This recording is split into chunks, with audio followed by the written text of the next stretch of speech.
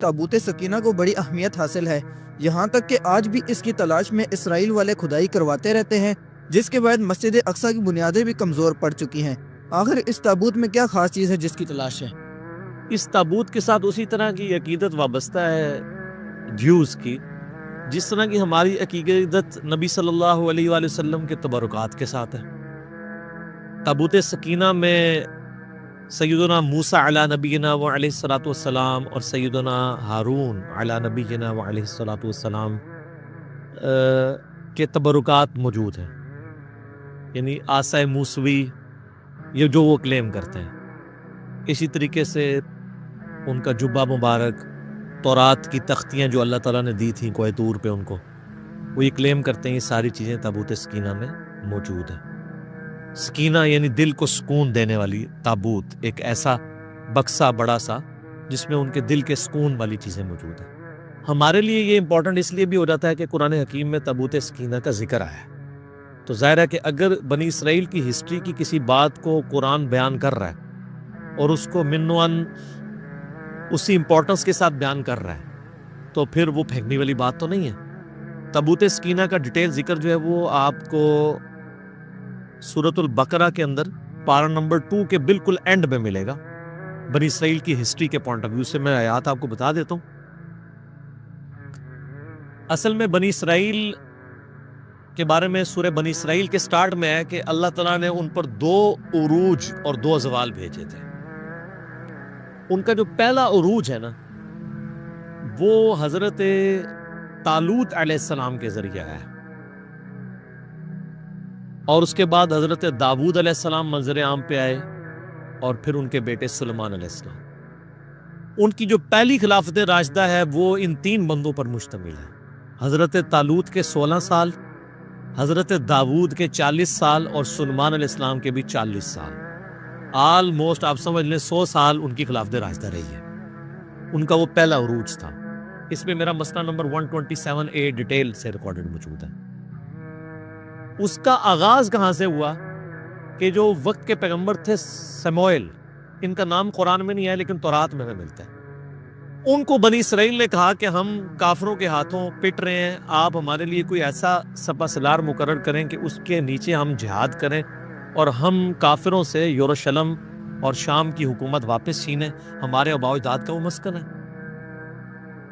یہ پورے کا پورا واقعہ سورۃ البقرہ میں پارہ نمبر 2 کے بالکل آخری 2 صفحے پڑھیں نا، پارہ نمبر 2 کے آخری 2 صفحے، جہاں سے تیسرا پارہ شروع ہوتا ہے اس سے پہلے والے، وہ سٹارٹ ہی اس سے ہوتا ہے۔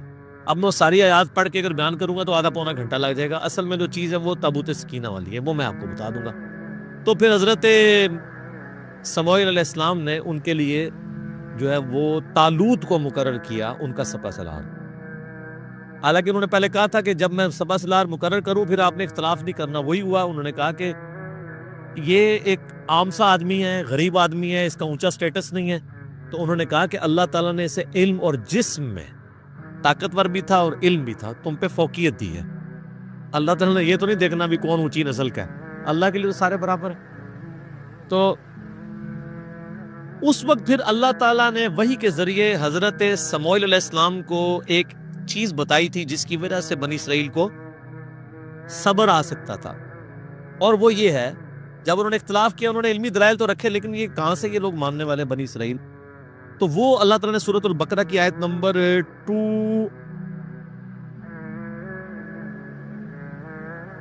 233 آنورڈ نا، یہ پورا سلسلہ سٹارٹ ہو رہا ہے 43 پارہ نمبر 2 کے اینڈ پہ، الم تر الی الذین خرجوا من دیارہم وہم الوف۔ اس کے بعد آگے جا کے آتا ہے وقال لهم نبیہم، اور ان کے پیغمبر نے ان سے کہا، یعنی سموئیل کا نام یہاں پہ نہیں آیا، وہ آپ کو تورات سے ملتا ہے، اولڈ ٹیسٹمنٹ سے۔ ان اللہ قد بعث لکم طالوت ملکا، کہ بے شک اللہ نے طالوت کو تمہارے لیے بادشاہ مقرر کیا ہے۔ اچھا، اس سے ملوکیت بھی لوگ ثابت کرتے ہیں، اور بھائی طالوت کو بادشاہ اللہ نے مقرر کیا تھا، بنو امیہ اور بنو عباس کے لوگوں کو اللہ نے نہیں مقرر کیا تھا۔ وہ تو مسند ابی یعلا میں حدیث ہے صحیح سند کے ساتھ، نبی اسلام نے اپنی وفات سے چند دن پہلے خواب میں دیکھا کہ بنو مروان کے بندر میرے ممبر پر کود رہے ہیں، اور ابو ہریرہ کہتے ہیں پھر آپ علیہ السلام اپنی وفات تک مسکرائے نہیں۔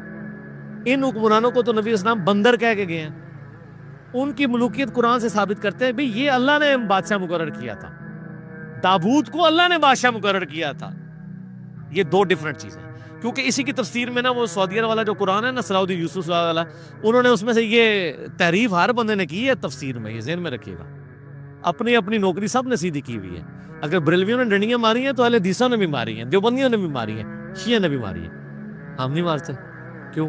کیونکہ نام ہے بابی، نام ہے بابی، میں ہوں مسلم علمی کتابی. اچھا جی. قالوا انا یکون له الملک علینا ونحن احق بالملک. وہ کہنے لگے یہ ہم پہ کیسے بادشاہت کر سکتا ہے جبکہ ہم زیادہ حقدار ہیں.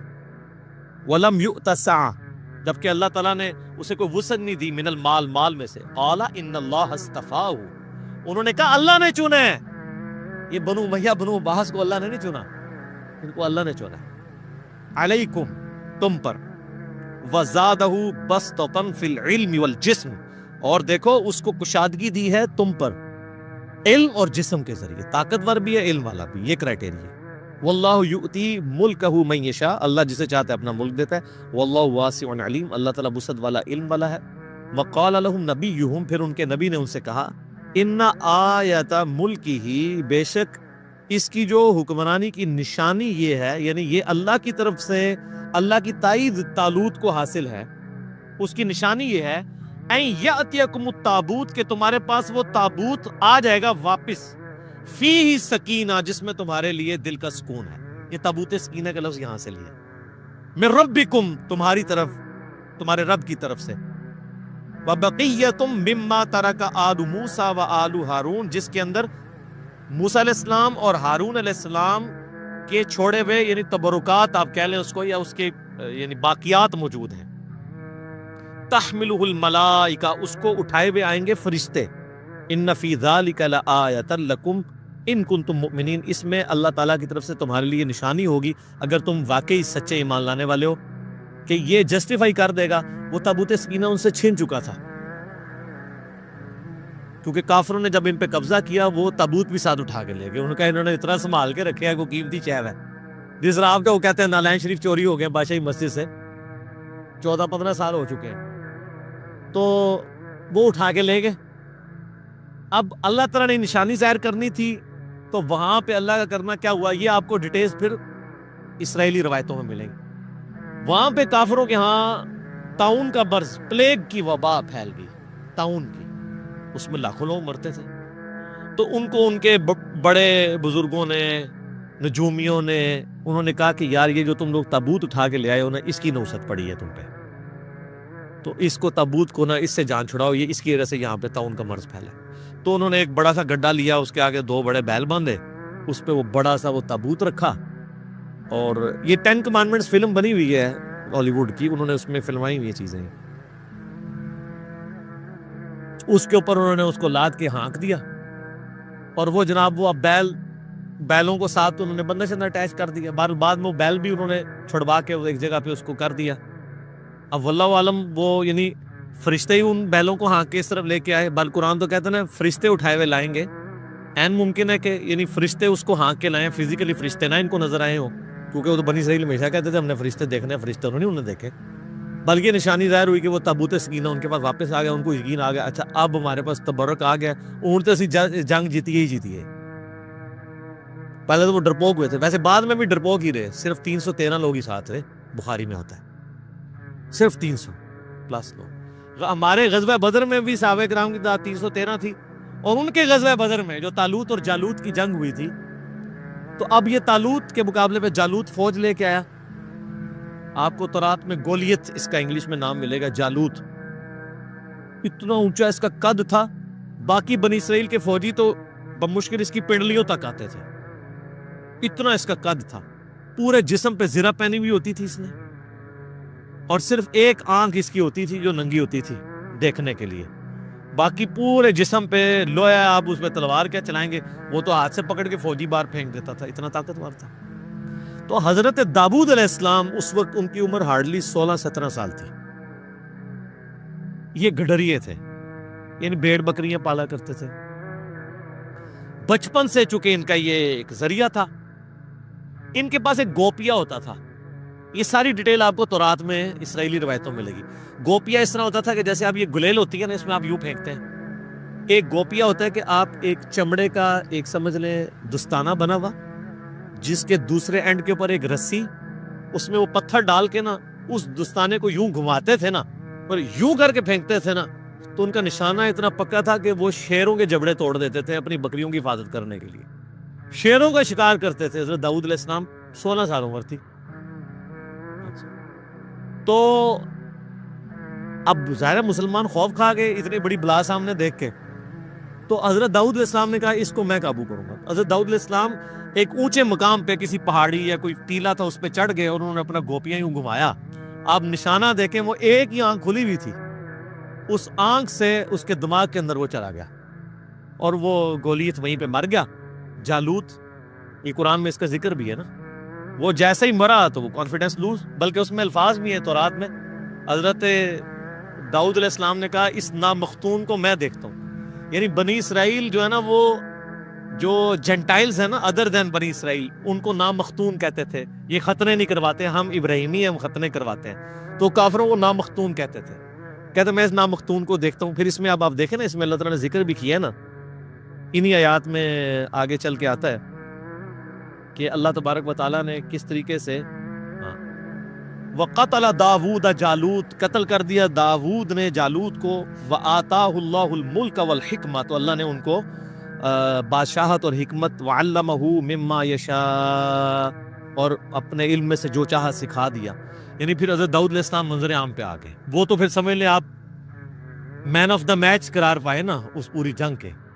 تو پھر حضرت جو طالوت تھے، جو آرمی چیف تھے، انہوں نے اپنی بیٹی کی شادی کر دی حضرت داود کے ساتھ. 16 سال تک حضرت طالوت پھر مسلمانوں کے حکمران رہے. جب وہ فوت ہوئے تو ان کے سکسیسر پھر بنے حضرت انہی ساری چیزوں کو تو وہ پلی لیتے ہیں نا شیعہ بھی. وہ کہتے ہیں حضرت طالوت کا داماد جو ہے وہ سکسیسر بنا ہے تو مولا علی کو بھی بننا چاہیے تھا. دوسری وہ دلیل اس سے لیتے ہیں کہ دیکھیں قرآن نے کرائٹیریا بتایا ہے کہ کرائٹیریا کسی بندے کا عمر میں بڑا ہونا نہیں ہے، علم اور جسم میں. تو وہ کہتے ہیں حضرت علی بہادری میں بھی باقی صاحب سے زیادہ تھے اور علم میں بھی زیادہ تھے، تو حضرت علی کا حق بنتا تھا. یعنی وہ دلائل قرآن سے بھی پکڑتے ہیں. یہ میں نے ضمن ذکر کیا، میں اب اس ٹاپک کو انٹینڈڈ چھوڑ رہا ہوں. تو وہ سیم یہ والی آیات ہی پڑھ رہے ہوتے ہیں. تو حضرت طالوت کے داماد حضرت داؤد علیہ السلام، پھر وہ 40 سال مسلمانوں کے حکمران رہے. پھر ان کا بیٹا آگے سے حضرت سلیمان ابن داود، وہ 40 سال مسلمانوں کے حکمران رہے اس وقت، یعنی جو مسلمان تھے. تو اس میں یہ تابوت سکینہ کا ذکر ہے. باقی ظاہر تبرکات سے ہمیشہ سے انسانوں کو عقیدت رہی ہے، اور یہ تبرکات کی عقیدت کو بری چیز نہیں ہے اگر وہ جینون ہو. یہ صحیح وسیلہ شخصی ہے، یہ بات یاد رکھیے گا، یہ صحیح وسیلہ شخصی ہے. صحیح بخاری کے اندر حدیث ہے نا کہ ام سلمہ کے پاس کچھ اصحاب آئے تو انہوں نے ان کے پاس آبزرو کیا کہ محلے والے ان کے پاس برتن پانی کے بھیجتے ہیں. تو انہوں نے نبی علیہ السلام کا ایک بال مبارک ایک ڈبیا سے نکالا اور اس ڈبیا کو کہ وہ اس بال مبارک کو اس پانی کے لیے جو برتن تھے اس میں گھول کے تو وہ محلے والوں کو واپس کرتے تھے. تو وہ صحابی نے جب پوچھا تو ام سلمہ ہماری ماں نے، ام المومنین نے کہا کہ نبی علیہ السلام کا یہ بال مبارک ہے میرے پاس، اور ہم اس کا دھون مریضوں کو شفا کے لیے پلاتے ہیں. ان کوئی مریض ہوتا ہے میں اس کو گھول کے دیتی ہوں، شفا ہو جاتی ہے. یہ صحیح بخاری میں سر، یہ کوئی کہانی شریف نہیں ہے، بخاری شریف ہے. لیکن واقعی جینون اگر بال مبارک. صحیح مسلم میں ہے کہ اسما بنت ابی بکر نے نبی علیہ السلام کا ایک کالا کسروانی طیالسی جبہ نکالا. کسروانی طیالسی کہتی کالے جبے کو تھے جو پرشین امپائر کا، فارس کا، جس طرح سندھی اجرت کو ریڈ کہنے کی ضرورت نہیں، وہ ریڈ ہی ہوتی ہے. اور کہا کہ یہ نبی اسلام پہنتے تھے اور ہم اس کا دھون مریضوں کو شفا کے لیے پلاتے ہیں. یہ مسلم شریف میں حدیث ہے. اس میں اسما بنت ابی بکر کہتی ہیں کہ نبی اسلام پہنتے تھے، پھر حضرت عائشہ کے پاس رہا، اور جب میری بہن عائشہ مرنے لگی تو میں نے وفات کے ان سے یہ لے لیا تھا. تو نبی اسلام کے تبرکات سے صحابہ وسیلہ حاصل کرتے تھے. تابوت سکینہ کا ذکر بھی قرآن میں موجود ہے. بس اب اس کے آگے جو صفرے لوگوں نے لگانے شروع کیے نا کہ کچھ کرنے کی ضرورت نہیں ہے، بس تبرکات پہ ہی چلتے رہو، نہ نماز پڑھنے کی ضرورت ہے، نہ کوئی اور کام کرنے کی ضرورت ہے. تو سر پھر تبرکات، جن کے پاس کعبہ تھا وہاں پہ بھی جب برے کام آئے تو اس تبرک نے کوئی فائدہ تو نہیں دیا. جس سرزمین میں خانہ کعبہ اور مدینہ شریف سے بڑے کو تبرکات ہیں، جہاں ہمارے نبی علیہ السلام اور ان کے جانثار صحابہ اور اہل بیت کی قبریں ہیں، ان کی جسم دفن ہے. آپ دیکھ رہے ہیں وہاں پہ، کل میں وہ ٹی وی پہ دیکھ رہا تھا، اور رات فتح علی نے بھی، اور وہ خبروں میں سن رہا تھا، اور پتہ نہیں کون کون سے آپ کے موسیقار وہاں پہ جا کے وہ جو ہے وہ راتیں لوگوں کی برباد کر رہے ہیں. ادھر جا کے وہاں پہ کلب کھل گئے، سب کچھ ہونا شروع ہو گیا. تو وہ برکتوں کا تو کوئی فائدہ نہیں. دنیا بقدر ایفرٹ ہے، برے کام کریں گے، نتائج آخرت میں بھگتیں گے، دنیا میں بھگتے نہ بھگتے. دنیا میں اللہ نے آپ کے ذمہ کیا کہ آپ نے دین کو اسٹیبلش کرنا ہے. تو تبرکات کا فائدہ تبھی ہے جب کرتوت بھی ٹھیک ہو، ورنہ تبرکات سے کچھ بھی نہیں ہوگا. ہاں کرتوت ٹھیک ہو، تبرکات کا وسیلہ ضرور پیش کریں آپ، اس کا فائدہ ہوتا ہے. لیکن جو جعلی تبرکات ہیں نا سر، ہم ان کو نہیں مانتے. یا تو نبی علیہ السلام کو چھوڑ دیں، انہوں نے بزرگوں کے تبرکات بنائے ہوئے ہیں. آپ کشف المحجوب میں ابو الحسن خرقانی والا چیپٹر کھولیں ہیں تذکرۃ الاولیاء میں، وہ کہتے ہیں جی بازید بستامی جو ہے وہ خلیفہ ہیں امام جعفر صادق کے، اور ابو الحسن خرقانی خلیفہ ہیں بازید بستامی کے. اور کہتے ہیں محمود غزنوی نے جب یہاں پہ حملہ کیا تو وہ اس کے حملے ناکام ہوتے تھے، تو ابو الحسن خرقانی کا کرتا اس کے پاس موجود تھا. ایک دن اس نے کرتا پکڑ کے اس کرتے کے وسیلے سے دعا کی تو محمود غزنوی کو فتح ہوگی. سبحان اللہ. اچھا، وہ کہتے ہیں فتح ہوگی تو رات کو ابو الحسن خرقانی خواب میں آئے. انہوں نے کہا تو نے میرے کرتے کی اتنی کم قیمت لگائی ہے. ذرا گال سننی کہانی، میں تو کہانی جتھے بھی لبے گی تو میں کٹ کے برے ماراں گا. یہ بریلوی دیوبندی دونوں تذکرۃ الاولیاء چھاپ رہے ہیں. نقشبند سلسلے کے بابا جی ہیں ابو الحسن خرقانی، بازید کے خلیفہ. تو ان کا حضرت کیسے؟ ان کا تو اگر یہ کرتا پکڑ کے یہ کہتا نا کہ قیامت تک اس سرزمین پہ کوئی کافر نہ بچے، سارے مسلمان ہو جائیں، تو اس کرتے کی برکت سے سارے مسلمان ہو جاتے. یار یہ اگر کہانی چلتی تھی تو اسما بنت ابی بکر جو کالا تیالسی جبہ نکال رہی ہیں، جو صحیح مسلم میں آتا ہے، تو یہ قادسیہ اور جرموگ لڑنے کی صحابہ کو ضرورت کیا تھی؟ قادسیہ میں رسول اللہ کا کرتا لے جاتے اور دعا کرتے، وہ سارے مسلمان ہو جاتے. اگر نبی کے کرتے سے نہیں ہو رہے تو آپ کے بنائے ہوئے جو آپ نے خود نام دے دیے ہیں بزرگوں کو، ان کے ناموں کے ساتھ تبدیلیاں آ جانی ہیں. وہ جی وہ بازید بستامی جو ہے نا، وہ ہر وقت چہرے پہ نقاب رکھتے تھے، کیونکہ جس گلی سے گزر جائیں لوگ دیکھ کے کلمہ پڑھ لیتے تھے. ہاں وہ سارا سی یہ کہانیاں خود سنا دے رہے ہیں. اچھا، اس کا مطلب وہ لوگوں کو مسلمان مرنا نہیں دیکھنا چاہتے تھے.